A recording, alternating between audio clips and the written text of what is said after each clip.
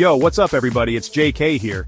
And today we're talking about something that's both fascinating and a little bit brutal: startup failures. We see those headlines all the time, right? Companies raising millions, even billions of dollars, only to come crashing down. But here's the thing, there's a ton we can learn from these crashes and burns. It's easy to focus on the hype and the overnight success stories, but the truth is, most startups don't make it.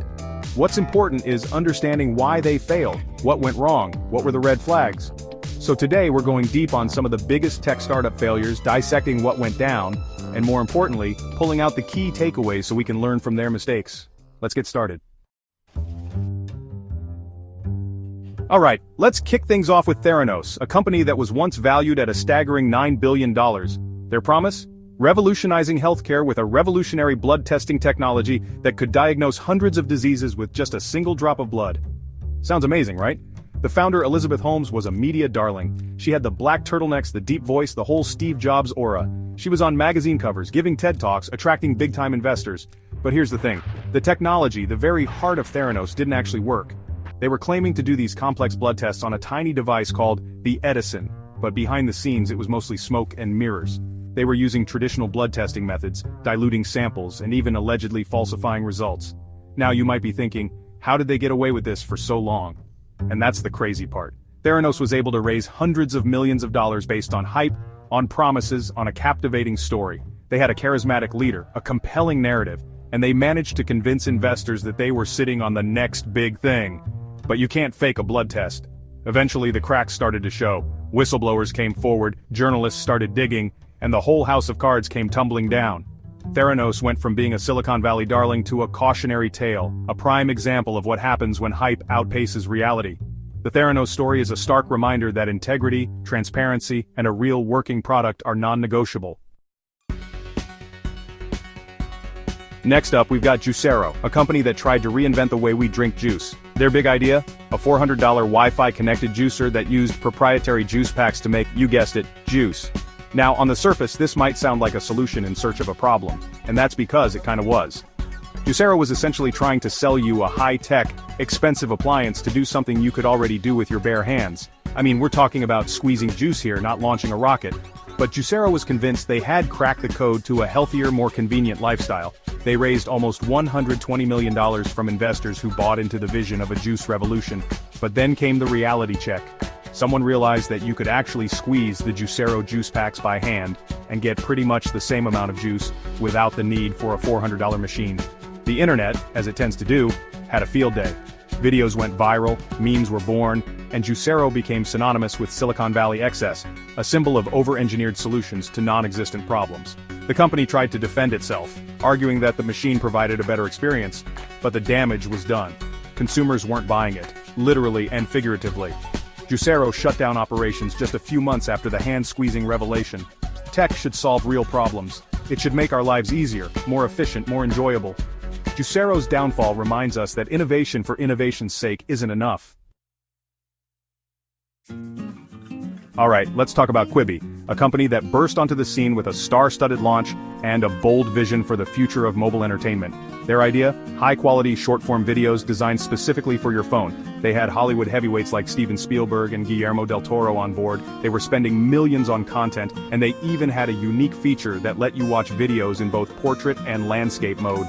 They were all in on mobile-first entertainment. But there was one problem. Quibi launched in April 2020, right at the start of a global pandemic when people were stuck at home, glued to their TVs and laptops. Not exactly the ideal time to be pitching a mobile-only streaming service. Timing is everything, and Quibi's timing couldn't have been worse. People were craving long-form content, comfort watching, and shared experiences. Short-form videos, even high-quality ones, just didn't hit the spot. And then, there was the content itself. While Quibi had some big names attached, a lot of their shows just didn't resonate with audiences.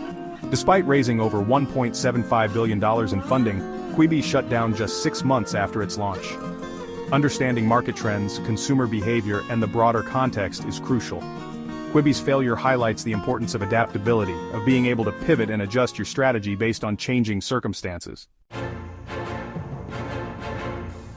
Let's move on to WeWork, a company that promised to revolutionize the way we work. Their pitch? Stylish, shared office spaces that fostered collaboration, community, and a sense of belonging. They were selling more than just desks and Wi-Fi, they were selling a lifestyle, a vibe, and for a while it worked. WeWork grew at an astonishing rate, attracting billions in funding and expanding to cities around the world. They were the darlings of the sharing economy, a symbol of a new way of working. But beneath the surface there were cracks in the foundation. WeWork was spending money as fast as they were raising it, expanding aggressively without a clear path to profitability. They were leasing office spaces, renovating them, and then subletting them at a loss, all in the name of growth. And then there was the leadership. Adam Neumann, WeWork's charismatic but controversial CEO, was known for his lavish spending, his unconventional business practices, and his larger-than-life persona. When WeWork filed for its IPO in 2019, the cracks became impossible to ignore. The company's valuation plummeted, investors got cold feet, and the IPO was ultimately withdrawn. WeWork's downfall highlights the importance of financial discipline, responsible leadership, and a focus on building a business that can stand the test of time, not just ride the wave of hype. Alright, for our final startup failure, let's take a look at Google Glass, a product that felt like it was straight out of a sci-fi movie. Remember those? They were these futuristic glasses that promised to overlay digital information onto the real world, giving you directions, letting you take pictures and videos, and keeping you connected, all hands-free. Google Glass was a bold experiment, a glimpse into the future of wearable technology, but it was also a product that was ahead of its time, both technologically and culturally.